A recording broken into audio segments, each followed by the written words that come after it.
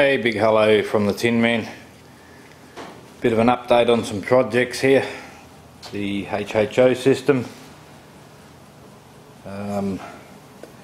Got our water heater manifold made up, our exhaust and inlet.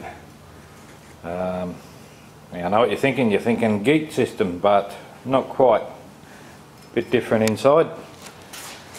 The timing mechanism's all sorted out. It's up to date and running well. Before I pulled it apart, started on this system here. You'll notice a little pipe here that follows that pipe down, comes out here. That's where the difference is inside with what I've done with that pipe. We'll see how that works when the time comes. Been collecting all my plumbing bits to finish plumbing it up. New cell down here I've been testing. It's a bigger tube on the outside, bigger gap. I've got about 4mm gap in there now. That seems to work and produce more hydrogen for less amps or watts in to the cell than the other one. Also, we splashed out, went and bought a brand new 250 donk, water cooled. This one is actually for a golf cart, motorised electric cum petrol golf cart. The reason I went for this one was because it's got a 30 amp alternator on it. Of course, inside here we have our variable speed drive, centrifugal clutch, everything all in one. Output shaft here. The plan is, once this is up and running, this sort of system, to make a nice neat one, put on this motor here and put it into something that moves. As you can see, this here, very industrial strength system. We could certainly make it a bit prettier than that, but this is just a proof of concept setup. I need to cut this off level, cap it, put a filler hole in it. This of course is going to be full of water, being heated up by the expansion chamber on the exhaust. Now there's a reason I've put this big chamber on the exhaust. You will notice most geek systems just have the tube. The problem with that, the air flowing out of the exhaust is never flowing up the tube at the same time, because your motor will push the exhaust out. The exhaust valve will then close, the inlet valve will open, and then the inlet gases will flow up the inside tube. So at no time are the two gases passing each other. One has stopped when the other one starts flowing. So something a little interesting there with geek systems. Thus the reason having the big chamber on here. This will pressurise with the gas, and the gas coming out is not free flowing through here, it is actually pressurised because of this tube here. So I should get a continual flow down this tube when the inlet gases are actually going up that tube. So that's the hydrogen setup at the moment. Now, this transformer here is going to be another one-day project. Not sure if you can see that. 7.5 kilovolts off of one leg in earth, and then if you use both of these legs here, we of course get 15,000 volts at 30 milliamps. So that's most deadly. This is a 18 amp 24 volt transformer, and at the moment, look at that boys, there's the judge spinning slowly, but it is spinning. I just decided to use the half wave pulses off of that transformer. I have only split it halfway, not a full wave. So we got 50 hertz here, so we times that by 60 seconds, and then we divide it by our 6 magnets on the rotor, and then because we're only using the half wave of the AC, we divide that by 2, so that there is doing 250 RPMs. Charge battery, of course, at the moment it's putting in 335 to 340 milliamps into that charged battery. So until such time as I get a commutator set up for it, I thought I'd just hook it up like this so you can see it running. Not forgetting this shaft bearing assembly is actually a 3/4 horsepower motor underneath the box, which of course is not hooked up. We're simply hooked up to the transformer here, pulsing these coils at 50 Hertz. We're actually pulsing them at 25 because we're only using half wave of the AC. Another little toy I've got for a maybe one day project is this motor that I scored from the hospital out of one of their floor sweepers. It's 24 volts, 1 horsepower at 40 amps. So this will run on a whole less than 40 amps. I'm just going to hook it up to this little battery with these tiny wires here. Yep. As you can see, she's off and running and nice and quiet. So that's drawing about 1.2 amps at the moment without a load on it on 12 volts. So some sort of serious variable speed drive, and we got a nice little electric go-kart or something like that. Okay, look at what I scored today. This here is an old 3-phase welder. I went to buy a new welder from the shop for my place of employment, and this bloke has a whole pile of these sorts of things sitting out the back, which he just chucks out the scrapyard. So I asked him if I could have this one, and he said yep, come and pick it up. So this is a score. Here we have a very nice solid transformer. It is centre tapped. It's actually more than centre tapped. It has an earthen 4 taps, so 6, 12, 18 and 24 volts, and of course your common primary side being 240, and it's got 240 at 30 volts, give us 21 amps.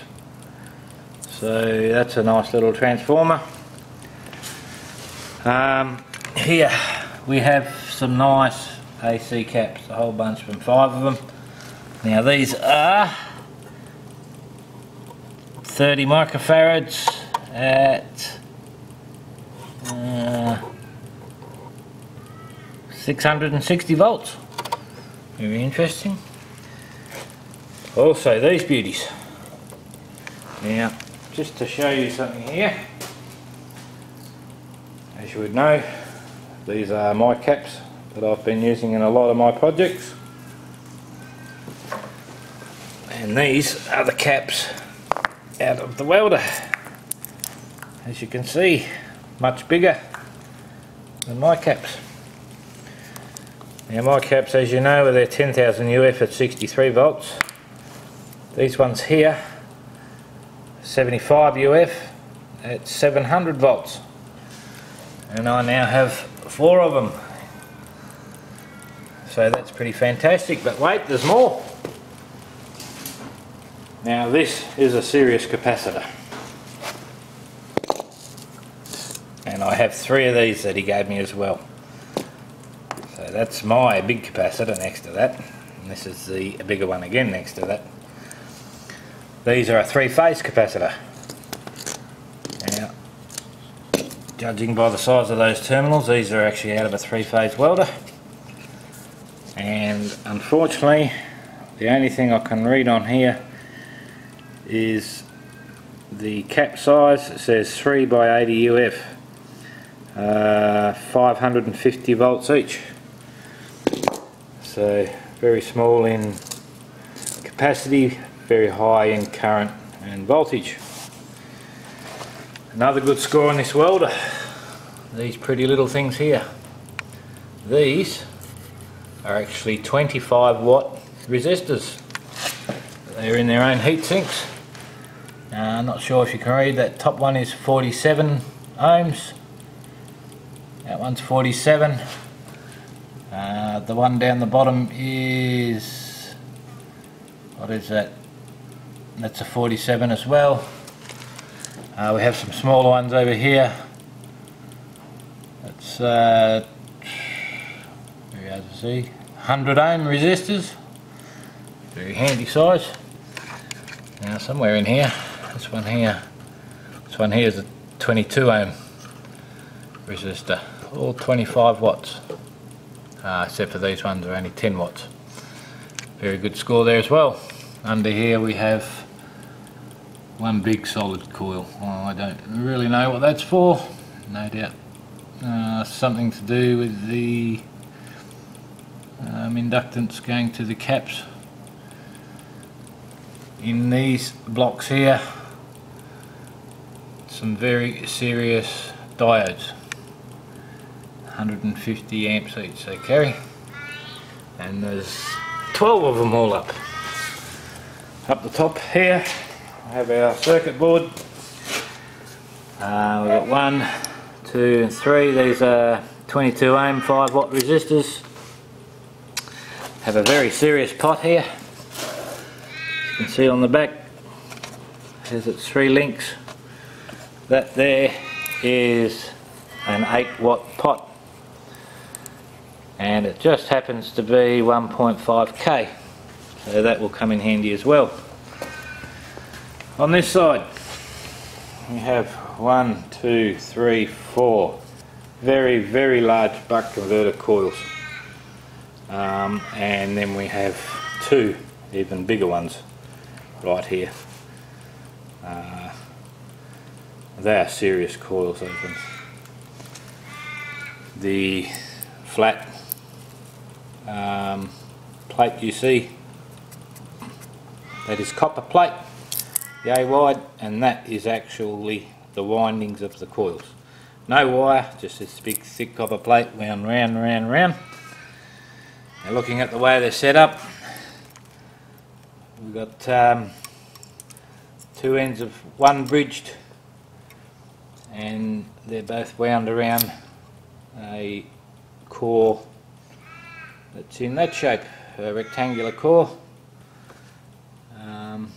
So looking at the way they're set up, we would get 2 of the same fields here and here when these things fire, which to me is very much the same as a buck converter coil. So I have no idea what we're going to use them for, but anyway, also down in there, probably can't see it properly, but there's a nice big 12 volt fan, which may come in handy. Got a little coil here, which is actually on a ferrite core that this cord goes through. So I'm thinking this coil's something to do with the electronic triggering on the inductance that's created from this big thick cable. A toroid, ferrite toroid in there, pretty large one. I'd say it's about 2 inches across. It'd make a very big, I don't know what you'd make with it really. Something interesting, maybe a jewel fish of some great size. But and to top it all off, it comes on a trolley with steering on the front. So that was my score for the day. Also in here we have a very big on-off switch. And on this board here there is hundreds of resistors, and we've got some big 2 watt ones down here, fuse blocks. There's a lot of good stuff here we can use. And in behind this board, in there's another electronics board which we haven't had a good look at yet. So there you go. Got some nice thick wire for our HHO project. We've got even thicker wire if we need it, and there's loads of it. So, but these here and these caps are a definite score, and them monster things there, I have no idea what I'm going to use them for, but they're a serious cap. 3-phase, they work funny. I can put 12 volts in here and get 6 here. If I put 12 volts in here, I get 6 there. So And if I put 12 volts in here, I get 6 here and 6 here. So I'm really not sure how those things work. But anyway, that's my score for the day. No doubt these will come in very handy. So there you have it. That's the Judge spinning and charging little motor for a one-day project. Guaranteed electric shock right there. A transformer and my new donk for the future HHO project that myself and Russ are doing, just on other sides of the world from each other. And my update on my motor conversion. Now this is simply going to be for steam to inject into the motor. So the warm water, which is preheated by the exhaust, will come out of there, go into this pipe here, heat up with the exhaust gases through here and through the expansion chamber, come out here and be injected straight down the throat of the motor. That's basically to calm down the explosion on the HHO, and also that said that if you can get your steam hot enough and then burn that steam with HHO, that steam itself will actually turn into HHO, so we're going to give that a try. So there's my update, guys. Yeah, see you next video. Cheers from the Tin Man.